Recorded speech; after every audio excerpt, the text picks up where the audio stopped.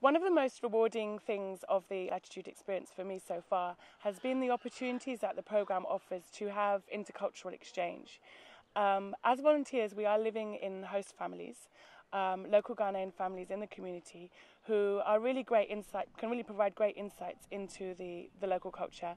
We have 2 host brothers that are always there, and they're great. The first few days we were there, we were kind of uncomfortable, and he just came in and sat with us and talked and got to know how we were. We have Sister Linda, and she makes our food. She cooks for us. Our host dad, he's great. He's the reverend in the church at the school.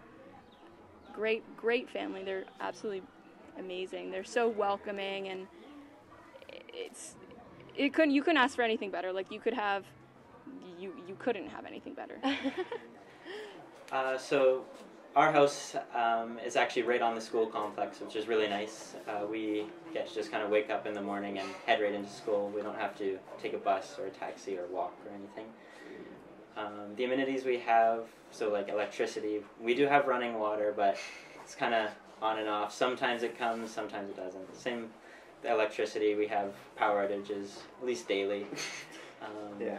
But I don't think it's too bad. I think it's quite easy to cope with because you don't really need the electricity here. It's just for charging your phone or your camera or something. So right now I'm outside of my host home, and the host mom that I live with is the director of the school. And we live in a room just across from her, but we have a lot of privacy, and she has a little son that we hang out with and his friend who boards here, so we have lots of endless amusement. And there are boarders that live here as well. There's about 8 girls and 8 boys who are in their senior or junior year equivalent, and so they're always studying, and it's really cool for us to sort of have friends around closer to our own age to hang out with and get to know, and we can learn a lot from them. The necessities you have available to you aren't the same as you have back home. Like if you step out of the toilet and you go to wash your hands, the water isn't always running, but it's not a huge problem.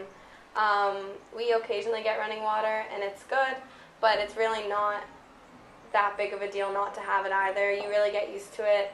I remember the first time I thought of bucket showering, I thought you just like took a bucket and poured it on your head. But you have a little cup and you do it, and yeah, you get used to it, and it's perfectly fine. So yeah. The host family where we stay have been absolutely fantastic, and they've really pulled out all the stops to make us feel at home and to feel part of the family. When I go home now, I feel like I also have a home left in Ghana. If it's starting with the food, they've tailored our tastes with what they cook. So if there's something that we haven't liked, we've told them straight, and they've found a plan B for us, which has been brilliant. Also, I think that it's worked both ways. We've learned a lot from them, whether it's doing our own laundry or being a bit more self-sufficient with cleaning your own room, to them learning from us as well, some of our cultures. So I think it's definitely been a two-way process, and it's a lovely place to stay. It might be one of the things that some people might be a bit apprehensive about, but you just have to throw yourself into it. Be enthusiastic and open to new experiences, and you'll find it very, very, very rewarding.